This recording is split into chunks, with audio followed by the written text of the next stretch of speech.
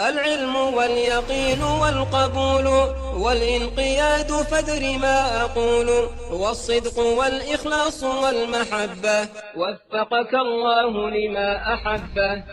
بسم الله الرحمن الرحيم. الحمد لله والصلاة والسلام على رسول الله وعلى آله وصحبه ومن اتبع هداه ثم أما بعد. Melanjutkan kajian kita terhadap risalah Thalathatul Usul dengan hasyiah catatan pinggir dari Al-Allamah Abdurrahman bin Muhammad bin Qasim Al-Hambali An-Najdi rahimahullahu ta'ala. Kita sampai dalam pasal yang kedua di dalam Al-Muqaddimah. Jadi matan Thalathatul Usul itu terdefinisikan ke dalam 5 bagian. Matan Thalathatul Usul terbagi ke dalam 5 bagian. Bagian pertama adalah muqaddimah. Di dalam muqaddimah ini terdapat padanya 3 pasal. Pasal yang pertama telah kita lalui, yaitu mempelajari 4 perkara yang wajib untuk dipelajari oleh setiap hamba Allah Subhanahu wa taala. Sekarang kita masuk di pasal yang kedua dari muqaddimah, yaitu tentang permasalahan 3 perkara yang wajib untuk diilmui dan diamalkan oleh setiap individu muslim dan muslimah. 3 perkara inilah yang telah disinggung di awal risalah ini di halaman yang kelima di hasyiah, ketika Al-Imam Muhammad bin Abdul Wahhab rahimahullah menjelaskan tentang sinopsis dari matan Thalathatul Usul ini, bahwasanya dalam risalah Thalathatul Usul terdapat padanya penetapan pengikraran terhadap 3 permasalahan yang mendasar, yaitu tauhid ar-rububiyah dan tauhid al-uluhiyah serta al-wala wal bara, di mana Al-Imam Muhammad bin Abdul Wahhab kemudian menjelaskan bahwasanya 3 perkara tersebut hadza huwa haqiqatu dinil Islam. Yang demikian inilah hakikat dari agama Islam, yaitu terkandung padanya 3 unsur: pengikraran terhadap tauhid ar-rububiyah, pengikraran terhadap tauhid al-uluhiyah, serta kelaziman dari keduanya, yaitu al-wala wal bara, nafi dan isbat. Itulah yang terkandung dalam pasal yang kedua ini. Berkata Al-Imam Muhammad bin Abdul Wahhab rahimahullah, "I'lam rahimakallah." Ketahuilah, semoga Allah Subhanahu wa taala merahmati engkau. Telah berlalu penjelasan tentang kalimat i'lam. Apabila ada pengungkapan diawali dengan sebutan atau pengungkapan i'lam, ketahuilah, maka hal tersebut menunjukkan akan pentingnya dan mendesaknya perkara yang akan disebutkan setelahnya. I'lam rahimakallah, ketahuilah, perhatikan dengan baik, camkan baik-baik, semoga Allah merahmatimu. Annahu yajibu ala kulli muslimin wa muslimah ta'allumu thalathi hadhihi al-masail wal 'amalu bihin. Bahwasanya wajib atas setiap muslim dan muslimah, kewajiban yang sifatnya aini, fardu ain. Apa itu yang diwajibkan? Yaitu mempelajari 3 permasalahan-permasalahan berikut ini dan mengamalkannya. Mempelajari untuk kemudian mengamalkan dan merealisasikannya. Al-ula, yang pertama, anallaha khalaqana wa razaqana wa lam yatrukna hamala bal arsala ilaina rasulan faman ata'ahu dakhala al-jannah wa man 'asahu dakhala an-nar. Permasalahan yang pertama dan yang wajib untuk diamalkan yaitu isbat, penetapan bahwasanya Allah Subhanahu wa taala itu adalah zat yang telah menciptakan kita semua, menciptakan alam semesta ini, dan dia adalah zat yang berhak untuk diibadahi. Setelah kita sadari yang demikian, tersisa sebuah pertanyaan, atas dasar apa Allah menciptakan kita? Untuk tujuan apa Allah mewujudkan keberadaan kita di dunia? Apakah untuk berlalu begitu saja, terlahir ke dunia, tumbuh menjadi anak-anak, bermain, kemudian dewasa, kemudian menjalani rutinitas hidup, bekerja, berma'isyah, menikah, bersenang-senang, bermain-main, makan, tidur, setelah itu mati, kemudian tanpa ada sedikit pun pertanggungjawaban padanya, berlalu begitu saja tanpa ada perhitungan padanya? Ataukah ada kehidupan setelah kematian, di mana masing-masing dari manusia itu akan mempertanggungjawabkan atas segala apa yang dia amalkan di dunia? Setelah kita menyadari bahwa keberadaan manusia di dunia ini adalah untuk suatu maksud dan tujuan, tidak mungkin berlalu begitu saja tanpa diperintah, tanpa dilarang. Anallaha khalaqana wa razaqana, bahwasanya Allah itu menciptakan kita dan memberikan kepada kita rizki kita, menanggung rizki kita, dan tidak membiarkan kita hamalah, berlalu begitu saja sia-sia tanpa ada pertanggungjawaban. Bal arsala ilaina rasulah, bahkan Allah mengutus kepada kita semua seorang rasul. Allah utus kepada umat manusia ini seorang rasul, di mana peran dari seorang rasul tersebut Allah katakan faman ata'ahu dakhalal jannah. Siapa saja yang mentaati rasul tersebut, mentaati dalam segala apa yang diperintahkan, mentaati dalam segala apa yang telah diajarkan, dan sebesar-besar ketaatan, sebesar-besar perintah yang dibawakan oleh Nabi Muhammad SAW adalah perintah untuk mentauhidkan Allah dan melepaskan diri dari segala jenis dan bentuk kesyirikan. Faman ata'ahu dakhalal jannah. Siapa yang mentaati beliau, maka niscaya dia akan masuk surga. Semudah itu, sesederhana itu sebenarnya. Makanya dikatakan kullu ummati yadkhulunal jannah. Setiap umatku akan masuk surga. Illa man aba, kecuali mereka yang enggan. Maka para sahabat heran, bagaimana bisa ada orang yang enggan untuk masuk ke surga? Mereka bertanya, "Wa man ya'ba ya Rasulullah?" Siapa yang enggan tersebut? Maka Rasul sallallahu alaihi wasallam menjawab, "Man ata'ani dakhalal jannah, wa man 'asani faqad aba." Siapa yang mentaati saya, maka dia dijamin masuk surga. Dan siapa yang bermaksiat kepada saya, maka sungguh dia telah enggan. Dan sebesar-besar maksiat yang dilarang oleh Nabi SAW adalah kesyirikan, di mana seluruh hidup beliau dalam rangka mendakwahkan kepada tauhid dan memperingatkan dari kesyirikan. Sejak awal langkah dakwah beliau, ya ayyuhal muddathir qum fa'andzir, di mana surat ini menandakan diangkatnya beliau menjadi seorang rasul. Wahai orang yang berselimut, bangun, bangkit, dan berilah peringatan. Peringatan dari apa? Kepada apa? Ai andzirhu anisyirki. Berilah peringatan kaummu dari kesyirikan. Jadi sejak awal langkah dakwahnya Rasul sallallahu alaihi wasallam beliau memperingatkan dari kesyirikan. Begitu pula ketika di akhir hayat beliau, di akhir-akhir di mana beliau sedang dalam keadaan yang berat dan payah menjalani sakaratul maut, masih saja beliau mendakwahkan, menyeru untuk bertauhid dan menjauh dari kesyirikan dan segala sebab-sebabnya. Beliau melaknat Yahudi dan Nasara yang telah menjadikan kuburan-kuburan para nabi sebagai tempat-tempat ibadah.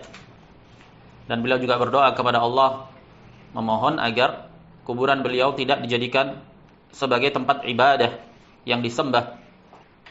Faman ata'ahu dakhalal jannah. Siapa yang mentaati Rasul sallallahu alaihi wasallam, maka dia masuk surga. Dan sebesar-besar ketaatan sebagaimana telah lalu adalah tauhid. Wa man asahu dakhalan nar, dan siapa yang bermaksiat kepadanya maka dia masuk ke dalam neraka. Sebesar-besar maksiat adalah asyirik. Naam. Jadi konsep ketaatan kepada Nabi sallallahu alaihi wasallam itu terwujudkan ke dalam 3 perkara. Tasdiquhu fima akhbara, membenarkan segala apa yang beliau kabarkan. Segala apa saja yang beliau kabarkan dari syariat Allah, dari hukum-hukum Allah, wajib untuk dibenarkan. Wajtinabu ma anhu naha wa zajar, dan menjauhkan diri dari apa saja yang Rasul sallallahu alaihi wasallam telah melarang dan memperingatkan dengan keras. Dan peringatan terbesar, larangan terbesar adalah kesyirikan. Kemudian unsur yang ketiga dari ketaatan kepada Rasul sallallahu alaihi wasallam, alla yu'badallah illa bima syara'. Tidak beribadah kepada Allah kecuali dalam batasan yang telah disyariatkan. Tidak menambah-nambah apa yang tidak diperintahkan dan disyariatkan oleh Rasul sallallahu alaihi wasallam. Inilah konsep ketaatan kepada Rasul sallallahu alaihi wasallam. Berkata Syekh Al-Allamah Abdurrahman bin Qasim Al-Hambali rahimahullah, beliau memberikan catatan kaki wajibnya atas setiap muslim dan muslimah. Yang dimaksud dengannya adalah mukallaf. Mukallaf adalah setiap manusia yang telah baligh dan aqil. Apa definisi mukallaf? Yaitu al-baligh dan aqil. Siapapun dia, maka dia terkena dengan beban syariat. Min dzakarin aw untha, sama saja apakah dia laki-laki atau perempuan. Hurrin wa 'abdin, sama saja dia orang merdeka atau budak. wujuban ainiyan, garis bawahi. Wujuban ainiyan, dengan kewajiban yang sifatnya aini, per individu, tidak bisa tidak, masing-masing terkena beban itu, tidak bisa diwakilkan. Jadi 3 permasalahan yang akan dijelaskan ini konsepnya wajib aini. Yu'aqabul mar'u ala tarkih.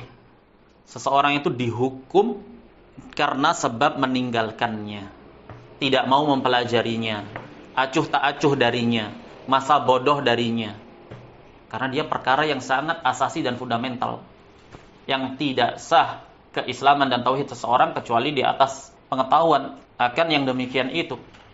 Wujuban ainiyan, diberi hukuman seseorang atas dasar tindakan dia yang meninggalkan kewajiban tersebut. Maka bagaimana kemudian dikatakan bahwasanya kejahilan pada yang demikian ini dan tindakan acuh tak acuh dan tidak mau menaruh perhatian padanya, kemudian jatuh dalam kesyirikan akbar, dikatakan diberi uzur. Naam. Sementara definisi wajib itu adalah suatu perkara yang sifatnya lazim, harus dilakukan, tidak bisa tidak meninggalkannya, maka terkonsekuensikan padanya hukum. Jika membangun keilmuan tentang tauhid yang asasi, ada kadar minimal yang tidak bisa diganggu-gugat dan ditawar-menawar, wajib untuk diketahui, dan meninggalkannya tanpa adanya udzur sama sekali adalah dihukum dengan konsekuensi hukuman. Maka kelirulah mereka yang menyatakan bahwasanya orang-orang yang jahil, yang bodoh, yang tidak berilmu dalam permasalahan-permasalahan yang fundamental terhadap tauhid, bersamaan dengan memungkinkannya untuk terangkat kejahilan darinya, adalah sebesar-besar kekeliruan, sebesar-besar kebatilan. Tidak diberi udzur orang yang jahil dalam permasalahan at-tauhid ini.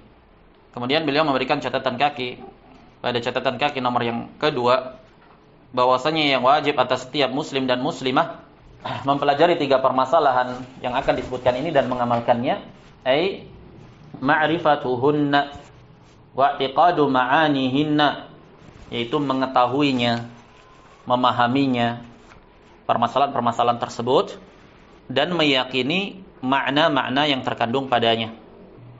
Mengetahui maknanya dan meyakini makna-makna tersebut, wal amalu bimadlulihinna, dan mengamalkan semua segala konsekuensi dan tuntutan dari permasalahan tersebut, yaitu tauhid.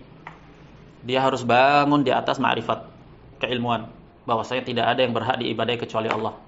La ma'buda bihaqqin illallah. Dia yakini itu sepenuhnya di dalam hati, dengan seluruh makna-maknanya dia pahami. Kemudian dia wujudkan dalam amalan nyata segala apa yang tertuntut dari konsekuensi kalimat tauhid itu sendiri. Inilah aslut tauhid, aslul iman, kadar batas minimal Islam. Al-qaul bil lisan wa i'tiqad bil janan wal amal bil jawarih. Di sisi ahli sunnati wal jamaah. Fa innal amala huwa thamaratul ilm. Karena sesungguhnya amal itu adalah buah dari ilmu itu sendiri. Ilmu dan i'tiqad di dalam hati dan pengikraran dengan syahadat melalui lisan, ini butuh implementasi dalam wujud nyata berupa amalan. Karena amalan adalah bagian dari keutuhan iman itu sendiri. Tidak sah, tidak terwujud keimanan tanpa terwujudnya amalan sama sekali. Dan ini adalah prinsip ideologi ahli sunnati wal jamaah yang tidak bisa diganggu-gugat. Penyelisihan dalam bab ini mengeluarkan pelakunya, seberapa besar pun amalan dia, seberapa banyak pun ibadah dia, mengeluarkan dari lingkup ahli sunnati wal jamaah kepada ahli bidah wal furqah. Dan bab ini diselisih oleh murji'ah. Permasalahan yang pertama, anallaha khalaqana wa razaqana. Allah lah yang telah menciptakan kita dan menanggung rizki kita. Ai aujadana ba'da an lam nakun syai'an li'ibadatih. Allah lah yang telah mewujudkan kita di dunia ini setelah sebelumnya kita itu belum menjadi sesuatu. Sekedar menjadi sesuatu saja belum. Hal ata 'alal insani hinum minad dahri lam yakun syai'an madhkura. Telah datang suatu masa, suatu waktu di mana ketika itu manusia belum menjadi sesuatu yang bisa untuk disebut sebagai sesuatu saja belum. Kemudian bagaimana bisa Allah ciptakan dan Allah adakan, Allah wujudkan hidup dan menerima rizki dari Allah Subhanahu wa taala? Untuk tujuan apa? Li ibadatihi, untuk tujuan mentauhidkan Allah, menunggalkan Allah dalam ibadah. Wa ma khalaqtul jinna wal insa illa liya'budun. Tidaklah aku ciptakan jin dan manusia kecuali dalam rangka agar mereka menunggalkan aku dalam ibadah. Wa razaqana an-ni'ama linasta'ina biha ala ma khuliqna lah. Dan Allah menjamin rizki kita, memberikan limpahan nikmatnya kepada kita bukan untuk tujuan yang lain, tapi untuk penunjang utama agar kita dapat mewujudkan tujuan utama keberadaan kita di dunia, yaitu ibadah. Jadi Allah karuniakan rizki dan kenikmatan itu sebagai piranti penunjang untuk kita melaksanakan misi dan visi dari hidup kita di dunia. Allah Subhanahu wa taala berfirman menjelaskan yang demikian, ya ayyuhar rusul, wahai sekalian para rasul, makanlah dari perkara-perkara yang baik, wa'malu salihah, dan beramalah amalan saleh. Jadi Allah karuniakan rizki berupa makan makanan dan minuman dari hal-hal yang baik dan bergizi dan bernutrisi, tujuannya agar seorang hamba mampu untuk beramal amalan saleh. Naam. Allah juga berfirman, ya ayyuhalladzina amanu kulu min thayyibati ma razaqnakum. Wahai sekalian orang-orang yang beriman, makanlah dari segala apa yang kami telah rizkikan kepada kalian. Kemudian Allah katakan washkurulah, dan bersyukurlah kepadanya. Allah limpahkan karunia rizki itu. Naam. Bagaimana sesuap nasi itu bisa dengan mudah masuk ke mulut antum. Naam. Kalau dipikir bagaimana prosesnya, dia tumbuh dari biji, kemudian tumbuh mengeluarkan tangkai, sampai diproses sedemikian rupa, kemudian sampai kepada antum tanpa susah dan payah. Allah katakan, ya ayyuhalladzina amanu kulu min thayyibati ma razaqnakum washkurulah. Wahai sekalian orang-orang yang beriman, makanlah dari apa-apa yang baik yang telah kami rizkikan kepada kalian, dan bersyukurlah kalian kepadanya. Dengan apa? Dengan ibadah, dengan melaksanakan ketaatan kepadanya. Makanya Allah kemudian katakan, in kuntum iyyahu ta'budun. Kalau memang benar kalian itu hanya kepadanya lah kalian beribadah. Naam, washkurulah, bersyukurlah kalian kepadanya atas segala limpahan nikmat tersebut. Naam. Makanya Allah perintahkan Daud dan keluarganya beramal dengan amalan-amalan saleh sebagai bentuk syukur. I'malu ala Dawud syukra. Beramallah kalian wahai keluarga Daud sebagai bentuk implementasi wujud rasa syukur, karena telah dibukakan perbendaharaan dunia kepada Daud alaihi salatu wassalam dan anak keturunannya. Makanya dalam surat Ad-Dzariyat Allah juga katakan, wa ma khalaqtul jinna wal insa illa liya'budun. Setelah Allah jelaskan inti dari diciptakannya manusia adalah dalam rangka mentauhidkan Allah, kemudian Allah katakan, ma uridu minhum min rizqin wala uridu minhum ay yut'imun. Aku tidak ingin dari mereka sedikit pun rizki. Maksudnya apa? Saya tidak butuh bantuan manusia dan jin untuk menanggung rizki hamba saya. Sepenuhnya sayalah yang menanggung rizki semua makhluk. Saya tidak butuh bantuan siapapun untuk menanggung rizki setiap individu makhluk saya. Wa ma uridu ay yut'imun, dan saya juga tidak ingin, tidak berharap, tidak butuh sedikit pun kepada hamba-hamba saya untuk membantu saya dalam menjamin, menanggung makanan dari makhluk-makhluk saya. Nah, bahkan yang menjadi tugas pokok kalian adalah ibadahlah kalian. Saya yang akan menjamin rizki kalian. Dan Allah akhiri ayat tersebut dengan nama Allah Subhanahu wa taala yang menegaskan yang demikian itu. Innallaha huwar razzaqu dzul quwwatil matin.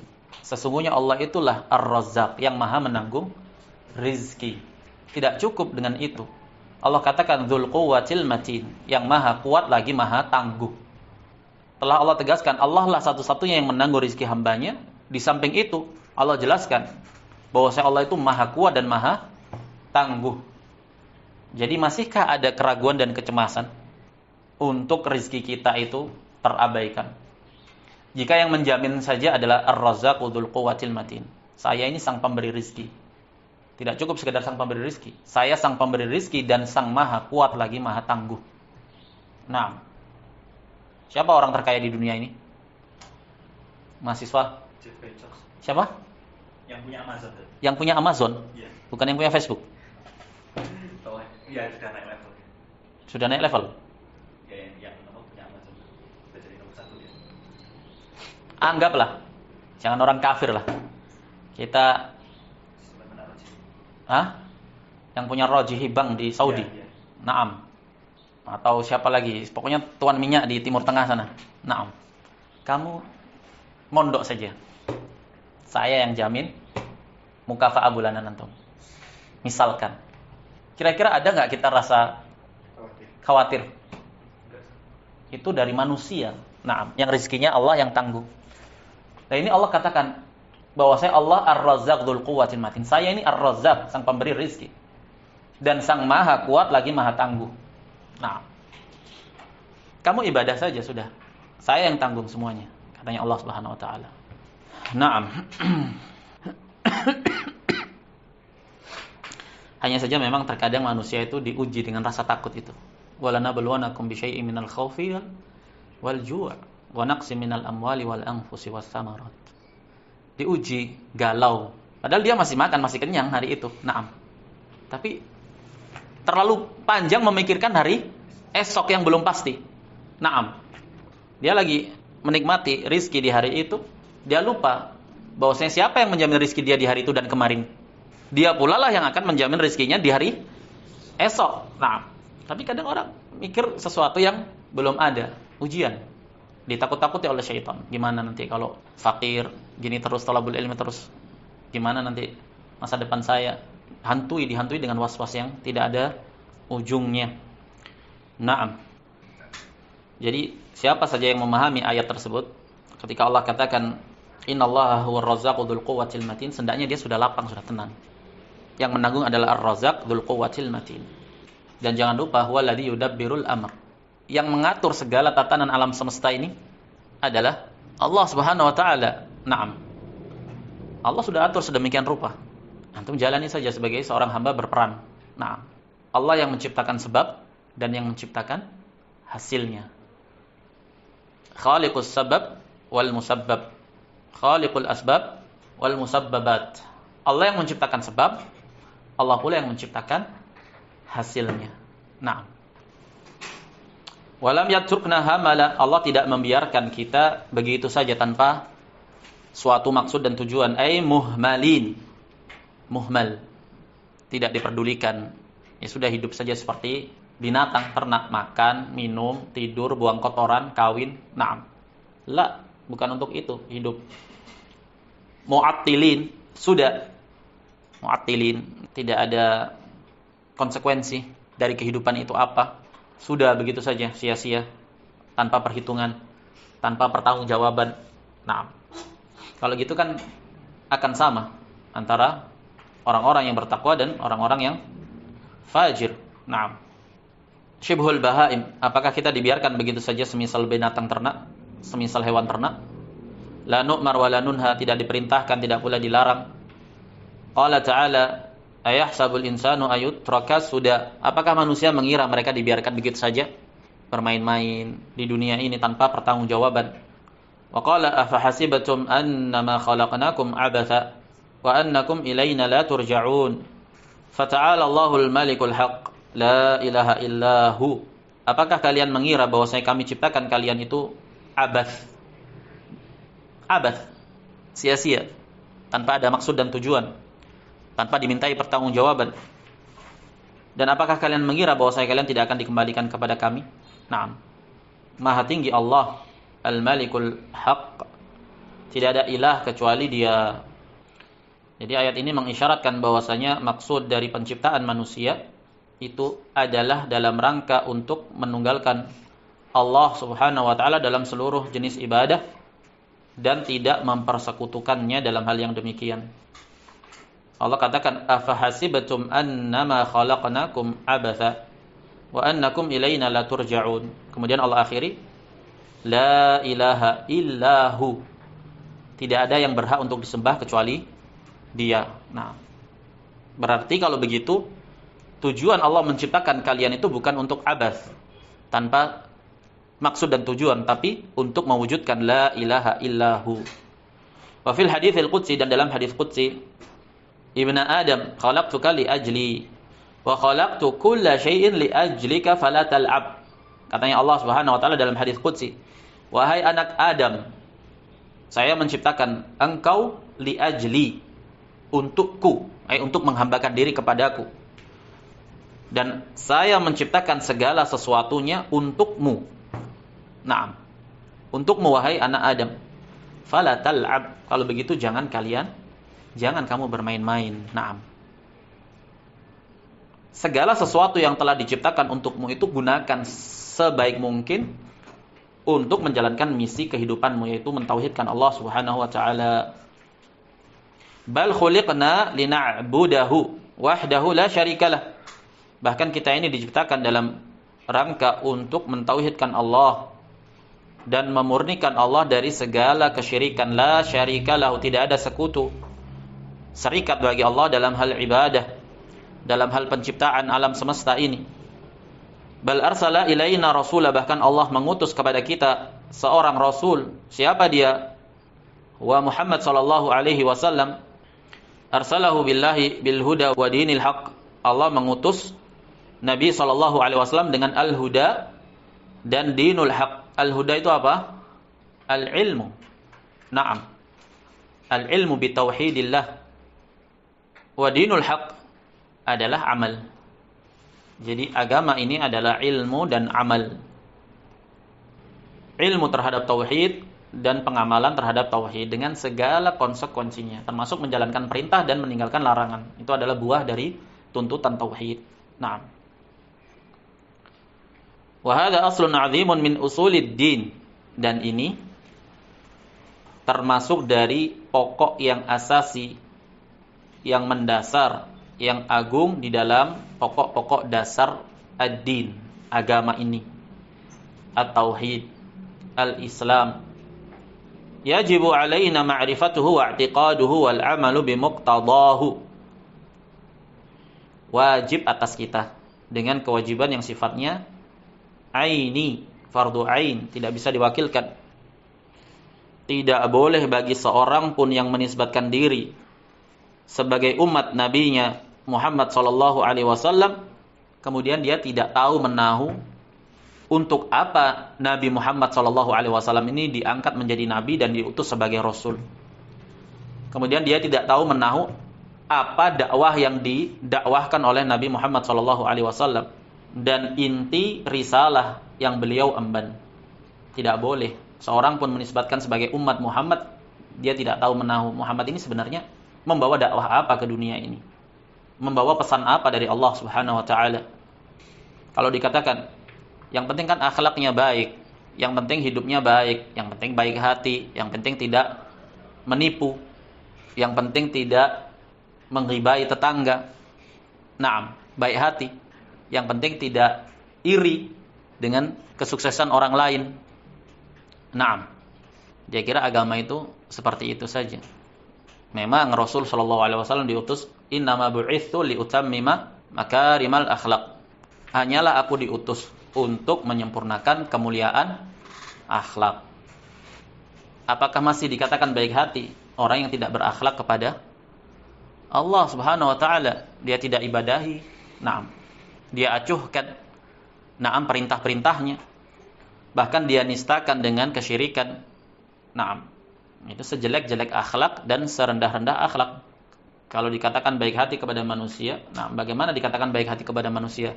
Sementara akhlaknya kepada sang pencipta manusia itu sendiri tidak ada. Naam. Aku diutus untuk menyempurnakan kemuliaan akhlak. Naam. Dan setinggi-tinggi akhlak adalah at-tauhid, akhlak kepada Allah Subhanahu wa taala. Naam. Adapun orang-orang yang menyekutukan Allah Subhanahu wa taala dalam hak ibadah, maka mereka adalah orang yang paling tidak berakhlak di alam wujud ini. Maka dikatakan Ma a'dhamul kaba'ir. Apa dosa yang paling besar? Dikatakan oleh Rasul sallallahu alaihi wasallam, anta ja'ala lillahi niddan wa huwa khalaqaka. Kamu jadikan bagi Allah sekutu tandingan dalam keadaan Dia yang menciptakan kamu. Kan kurang ajar namanya. Sebesar-besar kekurang ajaran. Kok bisa kamu jadikan bagi Allah itu serikat dalam ibadah dalam keadaan Dia satu-satunya yang menciptakan kamu? Ini ketidakadaban dan ketidakakhlakan serta kekurang ajaran yang sangat. Jadi kalau kemudian dikatakan akhlak baik dan berhati baik kepada sesama makhluk, apa yang seperti ini? Tidak ada artinya. Ada, subhanallah, Anda dapati sendiri, mengagungkan nilai-nilai etika, mengagungkan nilai-nilai etika dan moral. Kalau menyeberang jalan, tidak mau dia kalau tidak di, apa namanya itu? Zebra cross. Jadi zebra cross kan ada batasannya. Kalau melenceng sedikit, misalkan zebra cross masih di sana nih, masih ada jarak lah 10 meter, 15 meter. Jalannya masih kosong, dia nggak mau motong jalan itu. Harus di atas zebra cross. Etika. Dia junjung itu. Moral. Sampai sedemikian rupanya. Tapi dia tidak pernah sholat, menisbatkan kepada Islam. Tidak pernah sholat. Mana etikanya kepada Sang Pencipta manusia? Menjunjung tinggi apa yang dinamakan aturan dan kode etik. Ini memang bagus. Orang sesuai aturan lah, prosedural. Ini dijunjung tinggi dan diagung-agungkan. Cuman muskilahnya terhadap aturan syariat dia terjang. Subhanallah. Yajibu alaina ma'rifatuhu wa i'tiqaduhu wal 'amalu bimuqtadahu. Jadi pokok-pokok yang paling mendasar dalam agama ini wajib secara aini setiap individu kita untuk mengetahuinya, mengilmuinya dan meyakininya serta mengamalkan segala tuntutan dan konsekuensinya. Sebagai seorang muslim, kamu punya batasan yang tidak boleh kamu langgar. Ada kadar minimal batasan yang tidak boleh dilanggar untuk tetap berada di dalam keislaman, tetap berada di dalam lingkar Islam. Yaitu jangan sampai melampaui batasan-batasan nawaqidul Islam, pembatal-pembatal keislaman. Jadi kadar minimalnya adalah mengilmui, meyakini dan mengamalkan tuntutannya itu tadi, aslu tauhidnya. Dengan jangan sampai menggugurkan aslu tauhid. Apa itu? Perkara yang menggugurkan aslu tauhid yaitu nawaqidul Islam, pembatal-pembatal keislaman. Syirik akbar dan kufur akbar. Faman ata'ahu dakhalal jannah li'anna ta'atahu ta'atun lillah.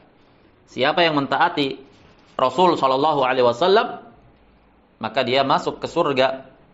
Kenapa? Karena ketaatan kepada beliau sallallahu alaihi wasallam adalah bentuk ketaatan kepada Allah. Wa may yuti'illaha wa rasulahu yudkhilhu jannatin tajri min tahtihal anhar khalidina fiha wa dzalikal fawzul 'adzim. Allah katakan, siapa yang mentaati Allah dan Rasulnya, maka Allah akan masukkan dia ke dalam surga-surga yang mengalir di bawahnya sungai-sungai. Mereka kekal di dalam surga tersebut, dan yang demikian itulah kesuksesan yang besar. Jadi kesuksesan yang hakiki adalah kesuksesan yang abadi, yaitu kesuksesan dalam kehidupan akhirat. Dan Allah Subhanahu wa taala berfirman, "Wa may yuti'illaha wa rasulahu wa yakhshallaha wa yattaqihi fa ulaika humul faizun." Siapa yang mentaati Allah dan Rasulnya dan dia khasyah, takut kepada Allah dan bertakwa kepadanya, maka mereka itulah orang-orang yang sukses. Inilah tolak ukur sejati kesuksesan. Wa man 'asahu dakhalan nar, dan siapa yang bermaksiat kepada beliau maka dia masuk neraka. Bermaksiat dengan konsekuensi maksiat yang membatalkan keimanan. A'adanallahu minha. Semoga Allah melindungi kita darinya. Amin. Wa may ya'sillaha wa rasulahu wa yata'adda hududahu yudkhilhu naran khalidan fiha wa lahu 'adzabun muhin. Siapa yang bermaksiat kepada Allah dan Rasulnya dan melampaui batasan-batasannya. Allah sebutkan ayat ini di akhir penyebutan tentang hukum pembagian waris yang telah Allah tetapkan jatah masing-masingnya. Itulah hukum Allah. Siapa yang melampaui batasan itu dan melanggar hukum Allah tersebut, yudkhilhu naran khalidan fiha. Niscaya Allah akan masukkan dia ke dalam neraka, dia kekal di dalamnya, walahu 'adzabun muhin, dan baginya azab yang menghinakan. Wa qad amarana Allahu bi ta'atihi wa nahana an ma'siyatihi fi ghairi mawdi'in min kitabih. Dan sungguh Allah telah memerintahkan untuk mentaati Rasulnya sallallahu alaihi wasallam dan melarang kita dari bermaksiat kepada Rasul sallallahu alaihi wasallam di sekian tempat di dalam Al-Qur'an. Wa dalilu qauluhu ta'ala, dan dalil bahwasanya siapa yang mentaati Rasulnya maka dia masuk surga, dan siapa yang bermaksiat kepada Rasulnya maka dia masuk neraka. Dalilnya adalah firman Allah Subhanahu wa taala, "Inna arsalna ilaikum rasulan syahidan 'alaikum." Sesungguhnya kami telah mengutus kepada kalian, wahai bangsa Arab, wahai sekalian manusia, kami mengutus kepada kalian seorang rasul, syahidan 'alaikum, di mana rasul ini akan menjadi saksi atas kalian nanti. Inna arsalna ilaikum rasulan syahidan 'alaikum. Disebutkan di dalam tafsir bahwasanya umat Muhammad sallallahu alaihi wasallam ini akan menjadi saksi kelak. Saksi bagi orang-orang yang meninggalkan al-haq. Jadi di persidangan hari akhir nanti umat Muhammad sallallahu alaihi wasallam akan menjadi saksi bahwasanya telah tegaknya hujah Allah kepada seluruh umat manusia. Bahkan umat Muhammad sallallahu alaihi wasallam yang merupakan umat akhir zaman, umat bagi nabi terakhir, menjadi saksi pula atas umat-umat terdahulu, atas seluruh umat-umat terdahulu dari umat-umatnya nabi-nabi terdahulu, bahwasanya hujah Allah telah tegak atas mereka. Kok bisa tahu? Bagaimana umat Muhammad bisa menjadi saksi atas umat-umat terdahulu? Tidak hidup semasa, tidak hidup satu wilayah, bahkan jarak antara mereka ribuan bahkan puluhan ribu tahun lamanya. Bagaimana umat Muhammad kemudian bisa menjadi saksi di persidangan hari akhir bahwasanya hujah Allah itu telah tegak atas umat-umat terdahulu? Bermakna tidak ada udzur atas mereka dalam kesyirikan mereka kepada Allah Subhanahu wa taala. Disebutkan oleh para ahli tafsir bahwasanya umat Muhammad sallallahu alaihi wasallam menjadi saksi atas tegaknya hujah Allah kepada umat-umat terdahulu bima wajaduha fil Qur'an, dari apa yang telah mereka dapati di dalam Al-Qur'an. Jadi umat Muhammad berpegang dengan dalil dan kabar dari Allah yang telah Allah jelaskan di dalam Al-Quran, bahwasanya seluruh nabi dan rasul itu telah diutus kepada umat mereka masing-masing untuk mendakwahkan kepada tauhid. Sehingga tidak ada alasan lagi bahwasanya belum sampai kepada mereka seruan dakwah dari para rasul. Naam. Inna arsalna ilaikum rasulan syahidan alaikum. Qala Syekh Abdurrahman bin Qasim, ma'syarat thaqalain bi a'malikum yaumal qiyamah. Akan menjadi saksi atas kalian semua, wahai bangsa jin dan manusia, menjadi saksi atas segala amalan kalian, baik itu amalan saleh maupun amalan yang taleh, baik itu amalan tauhid maupun amalan kekufuran. Wa qala ta'ala wa kadzalika ja'alnakum ummatan wasata. Demikianlah kami jadikan kalian umat pertengahan. Apa maksudnya wasatan? Adlan, pertengahan, adil, sportif. Apa tujuannya? Litakunu syuhada'a 'alan nas. Litakunu syuhada'a 'alan nas. Silakan rujuk kepada kitab-kitab tafsir. Apa yang dimaksudkan? Bahwasanya Allah jadikan umat Muhammad ini adalah umat pertengahan. Allah katakan agar kalian menjadi saksi atas seluruh umat manusia. Bahkan kalian menjadi saksi atas umat-umat terdahulu. Di persidangan hari akhir ketika umat-umat terdahulu beralasan, berdalih kepada Allah, belum sampai kepada kami dakwah Rasul, tidak ada satupun yang memperingatkan kami dari kesyirikan, maka umat Muhammad nanti akan menjadi saksi bahwa mereka semua berdusta. Sungguh hujah Allah telah tegak. Tidak ada sedikit pun udzur atas kesyirikan akbar yang mereka lakukan. Ini makna dari litakunu syuhada'a 'alan nas. Bagaimana bisa sementara mereka tidak hidup sezaman dan sewaktu kemudian menjadi saksi? Apa landasan dasar umat Muhammad yang datang belakangan kemudian bisa bersaksi atas umat yang terdahulu? Bima wajaduha fil Qur'an. Jadi mereka berpegang dengan apa yang telah ada di dalam Al-Qur'an. Bahwasanya Al-Qur'an mengabarkan Allah telah mengutus di setiap umat ini Rasul mendakwakan kepada tauhid dan melarang dari kesyirikan. Naam.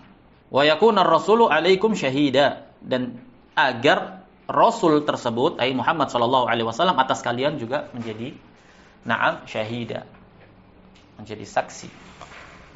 Jika umat Muhammad menjadi saksi atas umat-umat terdahulu atas tegaknya hujah Allah, bagaimana mungkin kemudian umat Muhammad tidak menjadi saksi atas tegaknya hujah Allah kepada umat sesama? Naam. Sementara Al-Quran sudah final, al-yauma akmaltu lakum dinakum, disempurnakan Al-Quran, disempurnakan agama ini, diakhiri masa kenabian, tidak ada nabi lagi setelahnya. Bermakna sudah final segala sesuatunya. Naam. Hujah Allah telah sampai kepada seluruh umat manusia sampai akhir zaman. Naam. Jadi silahkan yang mampu untuk merujuk kepada literatur kitab-kitab tafsir terkait ayat ini, litakunu syuhada'a 'alan nas. Jika umat Muhammad bisa menjadi saksi atas kesyirikan, atas tegaknya hujah Allah kepada umat-umat terdahulu, bagaimana bisa dikatakan kemudian umat Muhammad tidak menjadi saksi atas tegaknya hujah Allah kepada umat akhir zaman ini? Wallah, na'am. Bahkan semua mereka akan bersaksi telah tegak hujah Allah. Rusulan mubasyirin wa mundirin, li'alla yakuna linnasi 'ala Allahi hujjatun ba'da rusul. Telah diutus para rasul, na'am, sebagai hujjah, pemberi kabar gembira dan pemberi peringatan, agar jangan sampai ada pada umat manusia ini alasan lagi. Karena Allah Subhanahu wa taala tidak berbuat kezaliman sedikit pun. Tidak berbuat kezaliman sedikit pun. Allah tidaklah mengadab kecuali setelah tegak, telah tersampaikannya agama Allah Subhanahu wa taala, dan Allah telah kabarkan tegaknya hujah tersebut kepada seluruh umat manusia. Inna arsalna ilaikum rasulan syahidan 'alaikum kama arsalna ila fir'auna rasulah. Sebagaimana kami telah mengutus kepada Fir'aun seorang rasul. Siapa dia? Huwa Musa. Dia adalah Musa kalimur Rahman, yang diajak langsung berbicara oleh Allah Subhanahu wa taala. Dan ini isbat sifat kalam bagi Allah Subhanahu wa taala, dan ini akidah Ahlussunnah wal Jamaah bahwasanya Allah memiliki sifat al-kalam, berbicara dengan pembicaraan yang terdengar dengan suara dan terdiri dari huruf. Karena Musa mendengar dan memahami suara yang keluar yang dia dengar. Nah, menunjukkan bahwasanya Allah Subhanahu wa taala berbicara dengan suara yang terdengar dan bisa dipahami oleh Musa. Dan bahasanya Musa adalah bahasa yang terdiri dari huruf. Artinya Allah berbicara kapan saja, bagaimana saja Allah kehendaki. Kama akhbarallahu bihi fi ghairi mawdi'in min kitabis, bagaimana yang demikian itu Allah telah kabarkan di berbagai tempat di dalam Al-Qur'an, yaitu apa? Bahwasanya Allah mengajak Musa berbicara. Walamma jaa Musa limiqatina wa kallamahu rabbuhu. Ingatlah ketika Musa datang di tempat yang telah kami tentukan, dan Rabb Musa mengajak Musa berbicara secara langsung. Fa'asa Fir'aunur Rasul, maka Fir'aun bermaksiat kepada Rasul tersebut, yaitu Musa. Asa Fir'aunu Rasulullah Musa alaihi salam wa aba illa tamadi fil kufri wa tughyan. Fir'aun bermaksiat kepada Musa alaihi salatu wasalam, tidak mau beriman kepadanya. Maksiat kubra, kufur. Dan dia enggan kecuali bersikeras di atas kekufuran dan kesemena-menaannya, kesewenang-wenangannya. Bersama dengan ikrarnya Fir'aun di dalam hatinya bahwasanya Rabbnya Musa itu adalah benar adanya. Tapi bersama dengan itu pengetahuan Fir'aun bahwasanya Rabbnya Musa adalah Allah Subhanahu wa taala, satu-satunya sang pencipta alam semesta dan satu-satunya yang berhak untuk diibadahi. Pengetahuan tersebut tidaklah berarti sedikit pun. Dan ini bantahan bagi Murji'ah Jahmiyah yang menyatakan bahwasanya iman itu cukup dengan ma'rifah, mengetahui bahwasanya Allah adalah Allah. Karena kelaziman dari ucapan mereka, iblis adalah mukmin, Fir'aun adalah mukmin, karena mereka semua mengetahui bahwasanya Allah adalah Allah, sang pencipta alam semesta yang berhak untuk diibadahi. Fa akhadnahu akhdhaw wabila, maka kami hempaskan, kami azab Fir'aun dengan azab yang besar, azab yang membinasakan. Syadidan muhlikan, azab yang keras dan membinasakan. Wadzalika bi ighraqihi wa junudihi fil bahr, yaitu dengan ditenggelamkan Fir'aun dan bala tentaranya ke lautan. Falam yaflit minhum ahadun, enggak ada satupun yang lolos. Semua pasukan dan bala tentaranya Fir'aun tenggelam. Tsumma ba'da dzalika fi adzabil barzakh, kemudian setelah itu di dalam adab al-barzakh, ila yaumil qiyamah, sampai hari kiamat. Tsumma adzabin nar, kemudian adab neraka. Qala ta'ala an-naru yu'raduna 'alaiha ghuduwan wa 'ashiyya. Jadi di adab kubur, api itu menyelimuti, membakar Fir'aun sepanjang waktu. Ayyu'raduna 'alaiha fil barzakh, di alam barzakh dia diadab. Yu'adzabuna biha ghuduwan awal an-nahar wa 'ashiyan akhirahu. Naam. Mereka semua bala tentaranya Fir'aun, dan Fir'aun sendiri diadab sepanjang waktu. Wa yauma taqumu sa'atu adkhilu ala fir'auna asyaddal adab, dan di hari ditegakkannya kiamat dikatakan kepada para malaikat, adkhilu ala fir'auna asyaddal adab, masukkan Fir'aun dan bala tentaranya ke dalam sepedih-pedih, sekeras-keras adab, wal iyadu billah. Fahadihi aqibatul 'asin lirrusuli, inilah dampak akibat maksiat kepada para rasul. Wa jazaa'ul mukhalifina li amrihim, dan balasan bagi orang-orang yang menyelisihi perintah para rasul. Dan perintah yang terbesar, perintah untuk melaksanakan tauhid dan meninggalkan kesyirikan. Ai fahdharu antum ayyuhal ummah, waspadalah kalian wahai sekalian umat. Ai peringatan kepada umat Muhammad sallallahu alaihi wasallam atas apa yang telah menimpa Fir'aun dan kaumnya.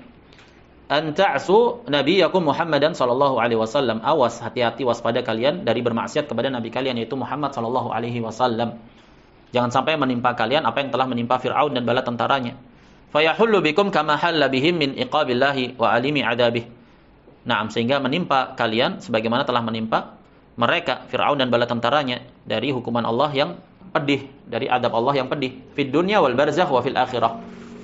Di dunia, di alam barzakh dan di akhirat. Na'udzubillahi min dzalik, kita berlindung kepada Allah dari yang demikian itu. Wa fil Qur'ani ayatun katsirah fi bayani sa'adati man ata'ar rusul. Dan di dalam Al-Qur'an terdapat ayat yang banyak sekali yang menjelaskan kebahagiaan dan akhir kesudahan yang baik bagi siapa saja yang mentaati para rasul. Wa syaqawati man asahum, dan kesengsaraan dan kebinasaan siapa saja yang bermaksiat kepada para rasul. Naam, kita cukupkan bahasan pada malam hari ini sampai di sini. Wassallallahu wasallam ala nabiyyina Muhammad wa ala alihi wa sahbihi ajma'in. Subhanakallahumma wa bihamdika asyhadu an la ilaha illa anta astaghfiruka wa atubu ilaik.